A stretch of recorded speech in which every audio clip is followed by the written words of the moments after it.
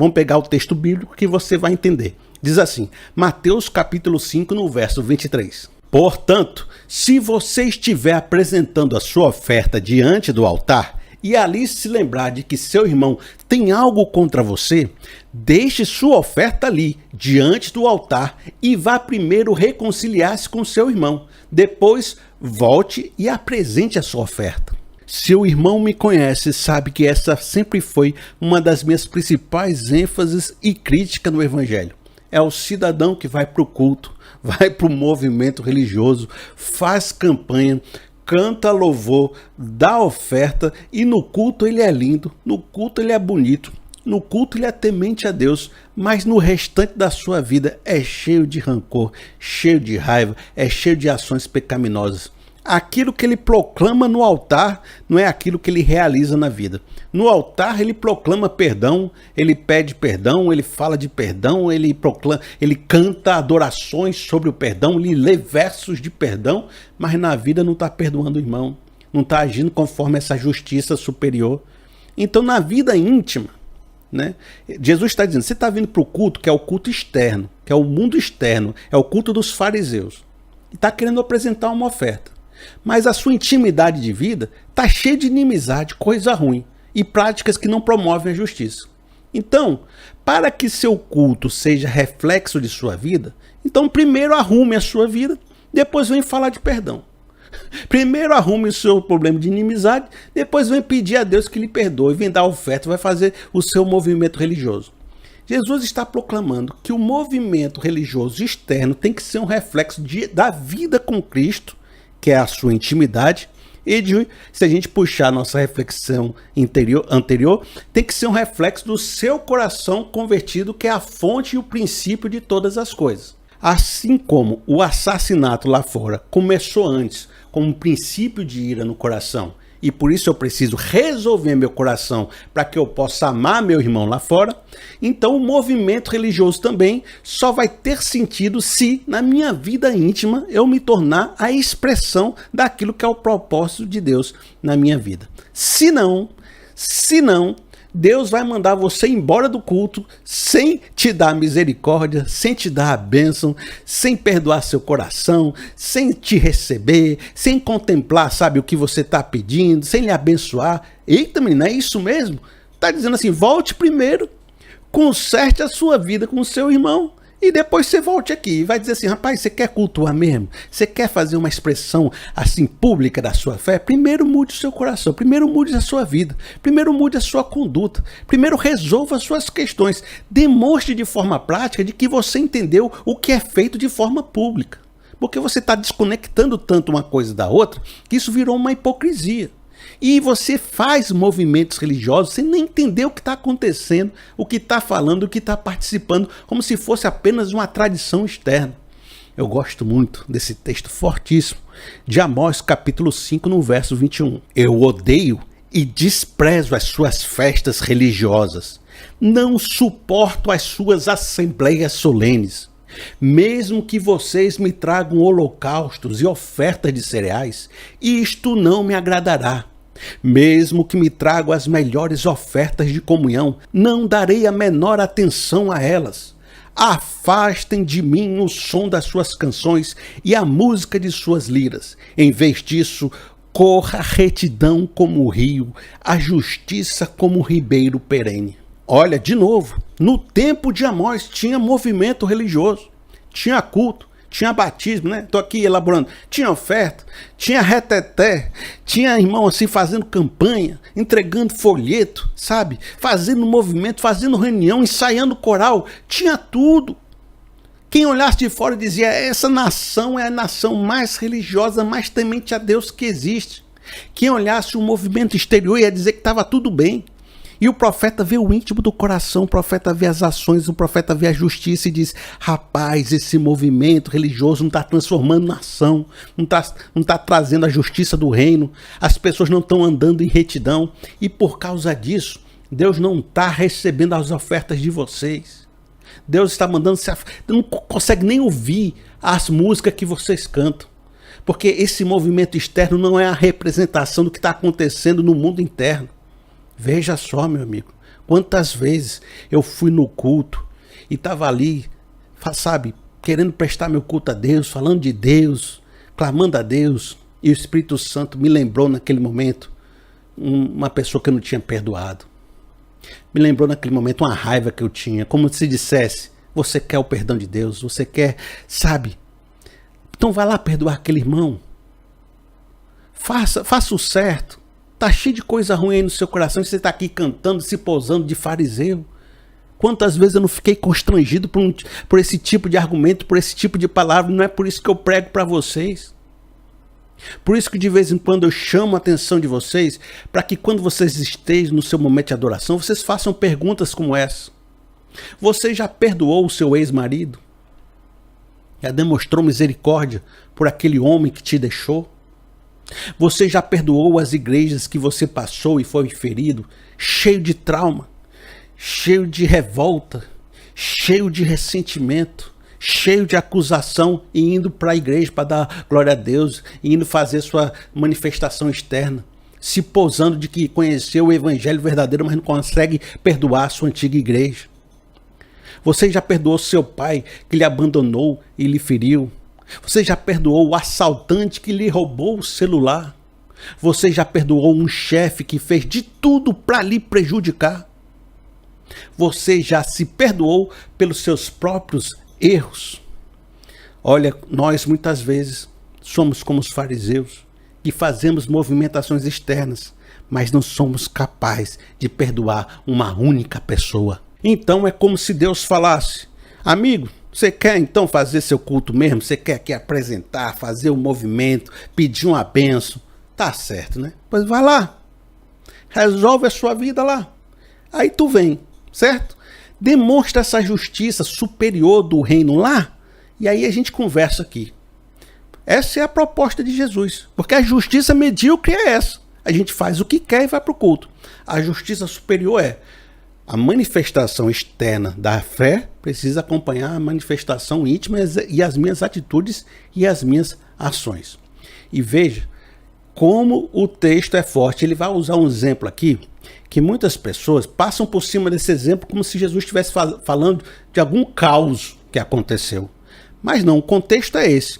A manifestação pública versus as ações na intimidade. E como Deus responde à manifestação pública quando na intimidade você está totalmente sem a justiça de Deus.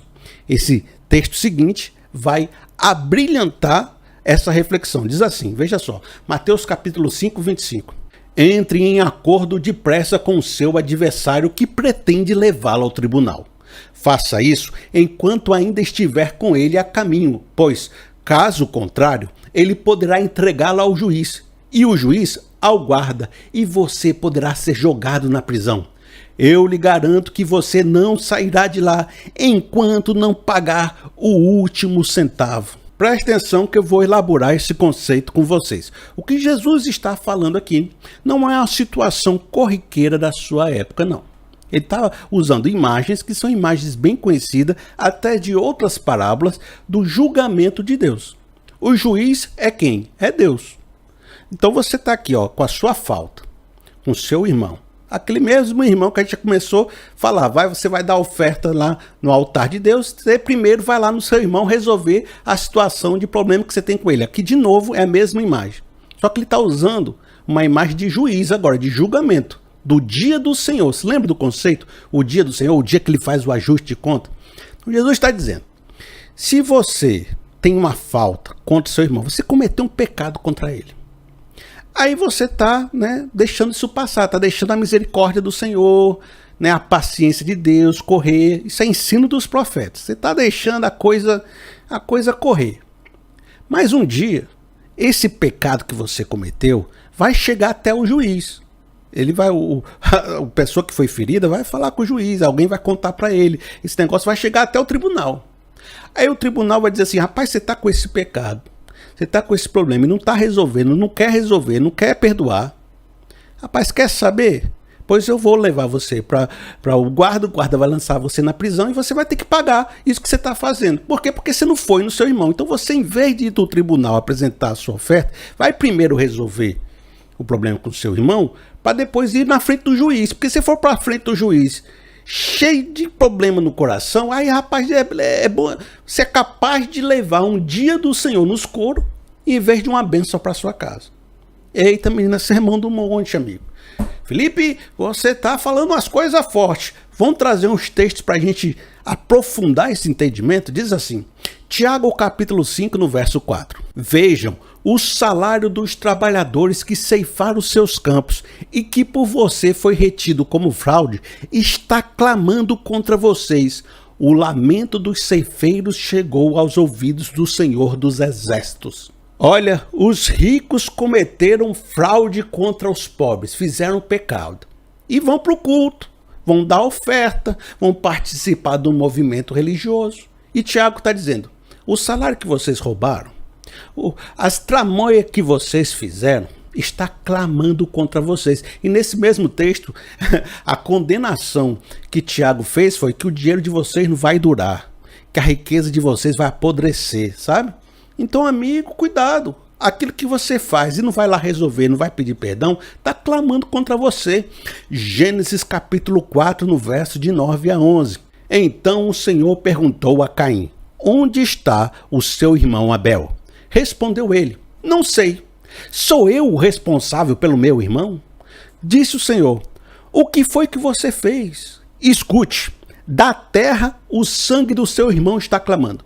Agora amaldiçoado é você pela terra, que abriu a boca para receber da sua mão o sangue do seu irmão. Todos nós conhecemos a história do primeiro assassinato e é muito ilustrativo porque uma das coisas que Jesus falou foi, ouviste o que foi dito, não matarás, né? Então a questão do assassinato estava aqui presente no Sermão do Monte. Mas uma das coisas que está aqui dentro do contexto do assassinato, do primeiro assassinato, foi isso.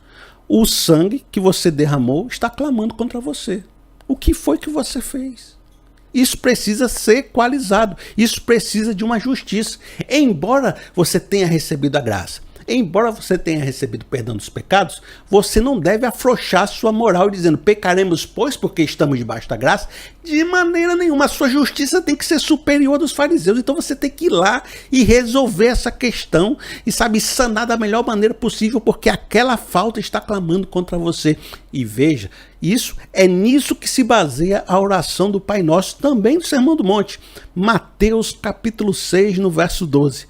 Perdoa as nossas dívidas, assim como perdoamos os nossos devedores. Olha, o meu perdão vertical está condicionado ao meu perdão horizontal. Se eu chego para Deus e digo, Deus, me perdoa como eu tenho perdoado meu próximo, e você não tem perdoado seu próximo, então você está dizendo para Deus não te perdoar.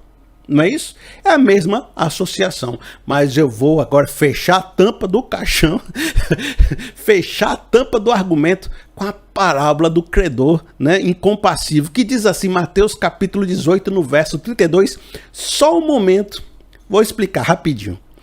O cidadão estava devendo dinheiro e foi até o rei pedir uma misericórdia. E disse, rei, alivia meu lado. Eu sou um trabalhador, eu produzo muito na sociedade, eu estou arrependido, me alivia, me derrama a sua graça. Aí o rei falou, tá certo, eu vou ser gracioso, eu vou perdoar você, tá aqui, eu lhe perdoo. Porque senão eu ia pegar e jogar você na prisão, mandar vender todos os seus bens, mas eu estou sendo gracioso com você, tá certo, beleza, te perdoei. Aí esse cidadão foi viver sua vida. E na sua vida tinha uma pessoa que devia para ele uma dívida muito menor. Aí ele falou assim, não, eu quero que você pague até o último centavo e você vai ser açoitado para pagar mesmo, eu não te perdoo não.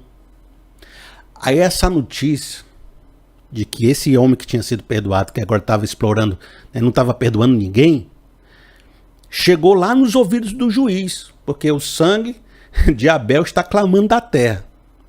Né, o salário dos trabalhadores está clamando lá para Deus. E aqui a sua falta de perdão no próximo está clamando lá a Deus que você não está perdoando os outros. Aí o que diz o final da parábola?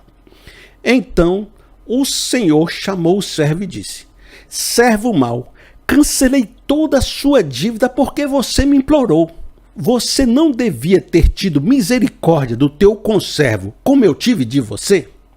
Irado, seu senhor entregou-os aos torturadores até que pagasse tudo o que devia. E preste atenção nesse verso 35.